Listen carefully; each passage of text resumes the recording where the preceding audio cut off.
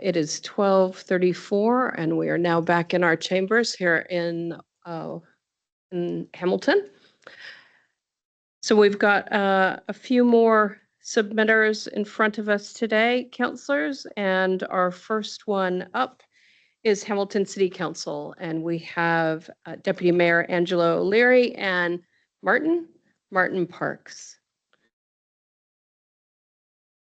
Kia ora. Thank you very much. Tēnā koutou, everyone. Tēnā koe, Chair Pamela elected members, ko Angela O'Leary aho.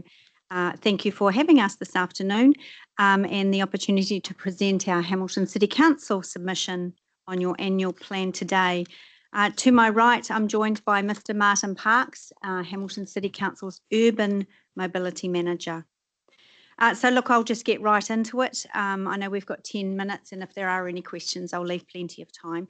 Hamilton City Council supports the Regional Council's efforts to simplify the rating system for public transport, and we acknowledge the steps taken to engage with Hamilton City Council early, with our elected members and our staff through the process, and we particularly thank you for visiting Hamilton City Council and holding a workshop on this process. It was robust engagement, and we appreciate that. We also acknowledge your goal of creating a fair and regionally consistent system, something that we support in principle, provided that it reflects real equity for Hamiltonians, and that's the reflection of our submission this morning.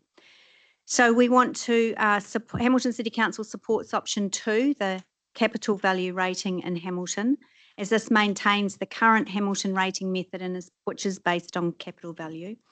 The approach works really well for Hamilton, and we believe it's our fairest option, and that is the basis of the submission. As you well know, those with higher value properties contribute more, and those with lower value properties are protected from disproportionate increases under a capital value rating system. This also aligns with your intent in your annual plan to reflect the level of service available. And Hamilton has, of course, by far the most extensive bus network service. So we acknowledge that both systems will result in the same revenue collection. However, again, we support option 2.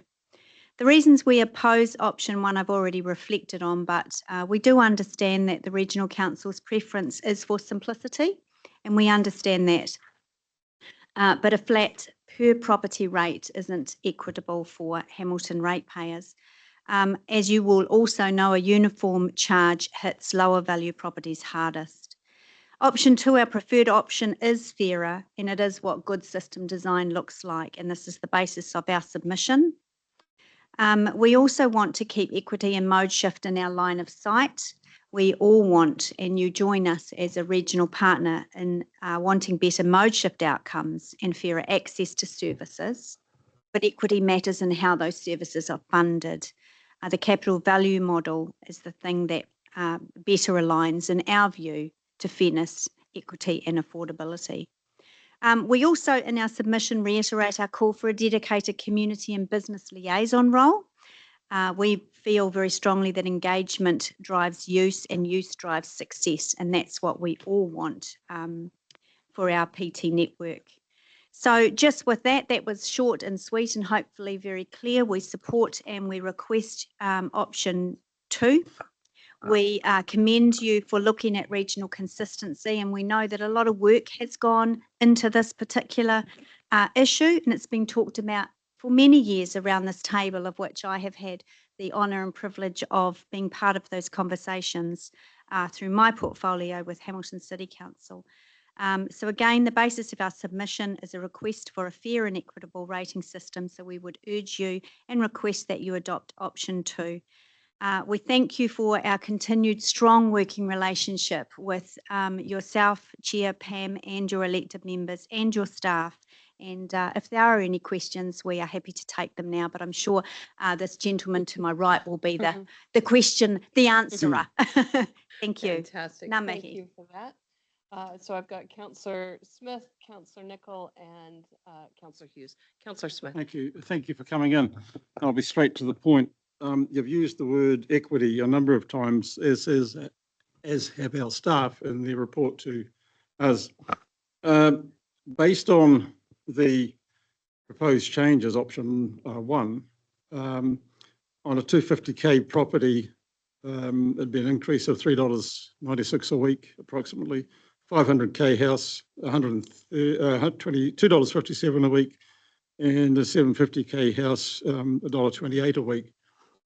To me, that's not significant. So when you talk about equity, as it's a service that's provided to all Hamilton residents, how can you say it's equitable when I'm assuming that you're perpetuating the nonsense that it proliferates, that higher value houses have wealthier occupants. So coming back to the word equity, can you explain what you mean by equitable? Because it doesn't seem to equate to equity. Sorry, Councillor, there was a lot in that. Can you just define exactly what your question is? Yeah, I did. How can you define equity? You've used the word equitable a number of times. I'm at a loss to understand what's equitable about having capital value rating. What's equitable about having capital value rating is that those in a higher value home in a higher capital property will equitably pay more than those in a lower value home. And that's assuming that people in a higher value house have higher wealth. Well, I'm not making an assumption. Well, that's okay. I'll leave it at that. Thank you. Thank you. Councillor Nicol. Thank you. I was curious how Hamilton City Council rates for things like library or the swimming pools, for example. Is that done by a flat fee, or is that generally done by No, general rate and that's CV? all done by our general rate, which is kept based on capital value. So Thank you. That's really useful. And last question would be, do you find that, would you agree that higher value properties generally may have more occupants in them? It's just something that came up in some of the other submissions. I just wondered whether you had any I comment. don't think I'm in a position to answer that. Thank you, Councillor. Councillor Hughes. Thanks, Madam Chair. Thank you for your presentation, Angela. Welcome. I've got a couple of questions. First of all, did the Hamilton City Council councillors vote on this issue? And if Yes, so, they what did. was the result?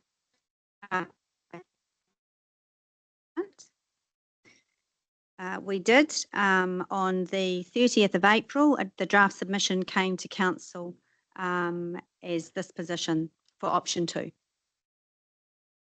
you tell me what the numbers were? No, I don't have that with me. I understand that it was a very close call. Well, look, as I said, I don't have that with me. Obviously, it was the Thank you. majority. Thank you. I find, similar to my learned colleague on the other side of the table, I found your presentation was a contradiction. On one hand, you're talking about simplicity, and yet you're advocating for a system which is far more complex to implement. And which means complex means money, cost, and so I cannot support it on that basis.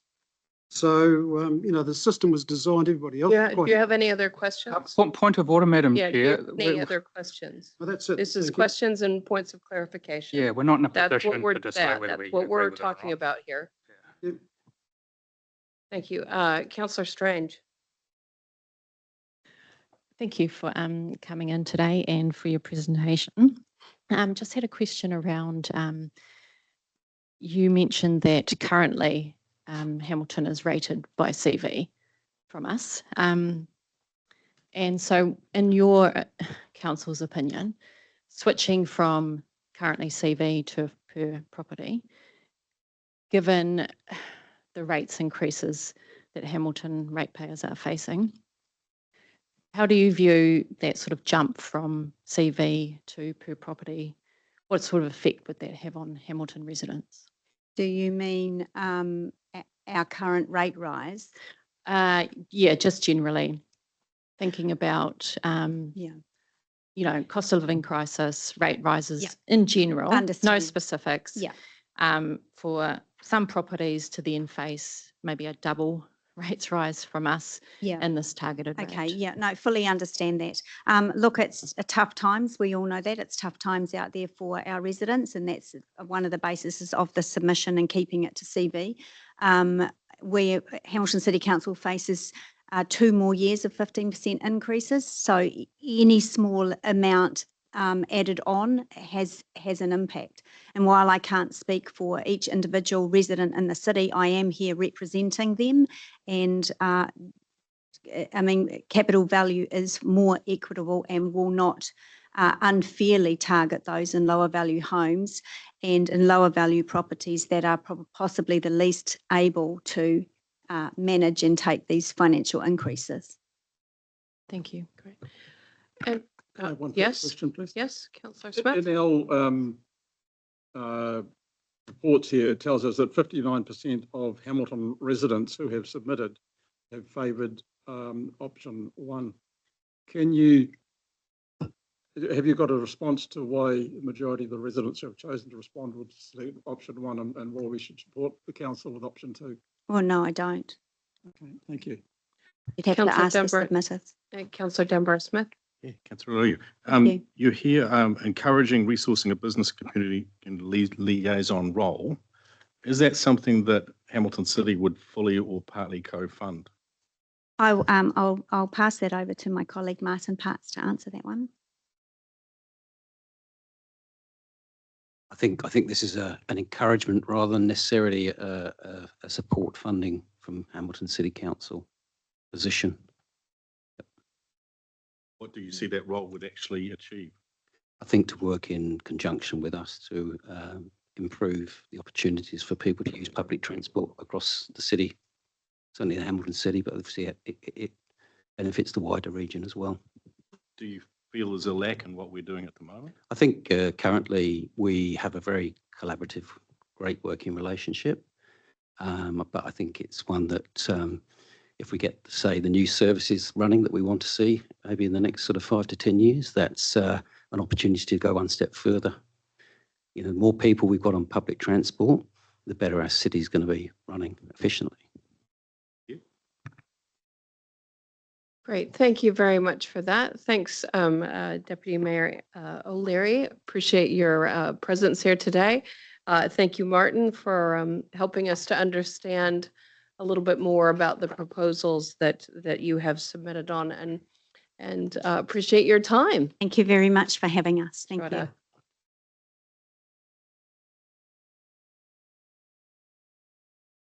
All right. So I'll invite our next submitters, but just a reminder to councillors that we are only asking points of clarification and questions of our submitters. This is not the place to debate the merit of anybody's particular submission. This is where we gain insight on our submitters' positions. Councillor Nebo, did you have a? Well, I was going to suggest we just have a short recess to try and sort out the ground rules, Madam Chair, because we're sailing dangerously close to predetermination. I think that I'm going to trust that that reminder that I have just given will serve councillors. So we do have our next submitters in the room. So I'll invite Mayor Jacqui Church and Councillor Eugene Patterson from Waikato District Council to come forward. So this is submission 137 on your in your agenda.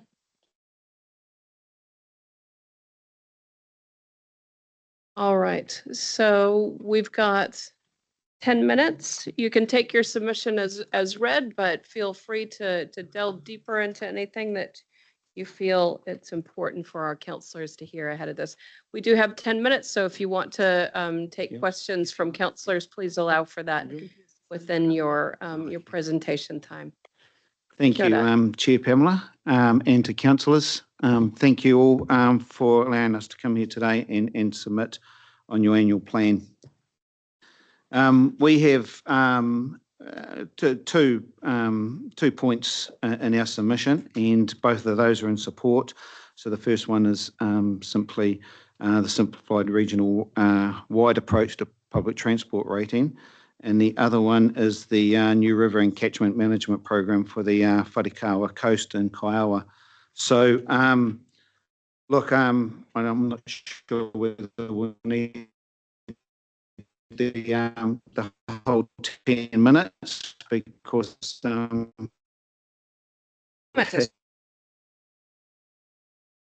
compliment and support, and especially I'd like to acknowledge the staff on both of those topics. They've worked extremely well and with our colleagues. So acknowledging the team on the side there with our colleagues around the transport models, and we did have a few. I wouldn't say hiccups, but a few hurdles to clarify and get understanding, so we can also communicate that with our communities. Then the second one was the support around the Wharekawa Coast, and we just want to also acknowledge and thank WRC staff for the target engagement in our northeastern communities of the district and within that whole catchment area, as well as the Hauraki district. So I can hand over to Mayor Jacqui if there's any other comments, but they were the 2 points that we have. So Thank you. Yeah, thank you, Chair Pamela and councillors for having us here today. Really appreciate, and as Councillor Eugene said, we really appreciate the effort that you've gone into in the consultation, and the reconsideration of the processes as well. We appreciate that. Just to confirm from what our submission has said on the transport, is that option 1 and 2 in the consultation document is what we are supporting, and we leave it to the Hamilton City Council to give feedback about the differences of those 2 options. And I guess we're any more information that you'd like from us, then we're happy to oblige. Open for any questions. Are there any questions? I've got Councillor Dunbar-Smith. Yes, we've heard from a couple of the Waikato Coast people this morning, but we've only had 8 submissions in total from the residents, of which 4 are in favour of option 2, which is rating everyone the same, or 2 are actually in favour of the other option. So do you have any, I notice you've carefully not indicated a preference. Do you have any indications of any particular preference, and or why you think we haven't had more feedback, given we've had a lot of consultation? Yeah, I probably couldn't. I'm not sure about the feedback as in consultation. I do know, if we're again talking about the transport options, the option 1 is our. Sorry, this is Wharekawa Coast. Oh, sorry, Wharekawa Coast. Nothing to do with that. Sorry, Wharekawa Coast. I am not too sure why there was a lack of submissions and that put in there. You're open to either. We're open to either of those 2 options. We haven't heard anything other than and what you have received. We are aware though that there was considerable consultation from staff in that area, and Waikato district staff that were aligned with some of those discussions thought the communication, consultation and engagement was very well done. So.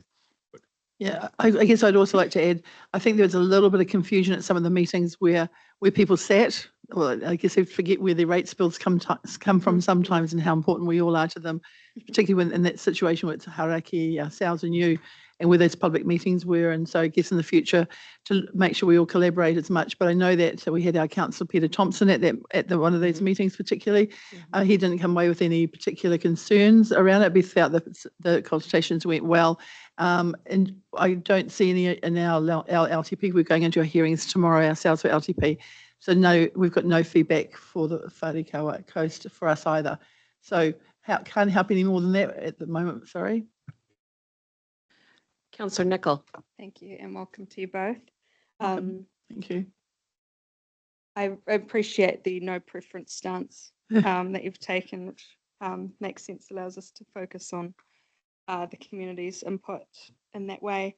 But being another large council, next to Hamilton City, along with Waipa, I suppose the question that we're grappling with of whether to go for a flat rate or by CV for this public service makes me want to ask you, in your experience in your council, things that are also public services like libraries and swimming pools, how do you rate for them? is that done through general rate and CV based things, or do you have a flat rate? No, I'm just curious how things are done Sure. in your council. I'm going to take that back to the transport because that's relevant here. As an example, before you were proposal of that regional council, which I think is a good proposal to have the charges come from regional council for public transport. Ours was across the board. Everybody paid the same rate, which was around, from memory, around 55, 56, under 60, between $50 and $60 per ratepayer. That's how we did our public transport. We do a lot of targeted rates through our community boards and even some level of service ones in particular areas around playgrounds and tamahiri. So generally, other than our rate system, that's capital value, then everything else is a targeted rate. Our waters are all district-wide, whether you're next door to a wastewater treatment plant or the furthest away, they're all a district-wide. So generally, And the libraries we and do, swimming and the pools? libraries and swimming pools, they're general rate. Yeah, General rate. yeah, Mhm. general rate. Okay. Yeah. And do you have any flat rates? Because you obviously have some that are quite as high as, say, what we're getting close to $300 in Hamilton, but not, I realise it's a different location, but Yeah, so. do they range generally in the lower, up to $50? The highest target rate would be actually a debt one, which was at Port Waikato for a loan on that. There was a loan on that, yeah. So we do have a lot of targeted rates, flat rates. They are up and around, they can be around anywhere from $35 to $80. And then if you go across to waters and that, then they're significantly, they're $1,400, $1,500 targeted rate flat across the board for having that service.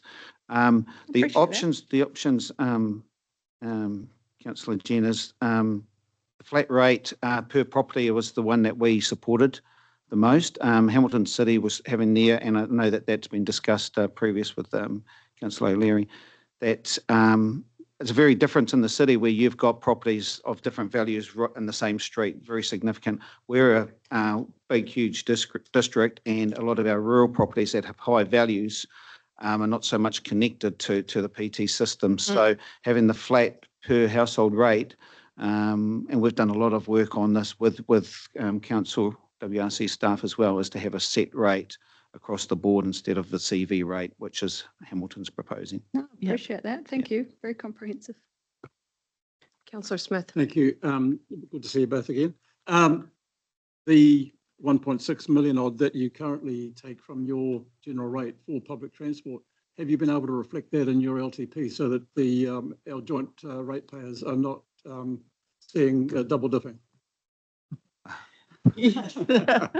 We don't double dip. We have done the very best we can in conveying that message to our communities, and continue to do so through, not just through LTP consultation, but through community committees and boards.